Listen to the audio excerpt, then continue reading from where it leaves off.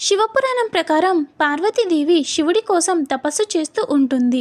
ఆమెను చూసి మోహించిన సముద్రుడు తనను వివాహం చేసుకోమని కోరతాడు. తను శివుణ్ణి ప్రేమిస్తున్నానని, శివుని మాత్రమే వివాహం చేసుకుంటానని చెప్పినా సముద్రుడు వినకపోగా అహంకారంతో ఈ విధంగా అంటారు: శివుని కంటే నేను ఎంతో గొప్పవాడిని, ఈ లోకంలో ఎందరో దాహాన్ని తీర్చేవాడిని.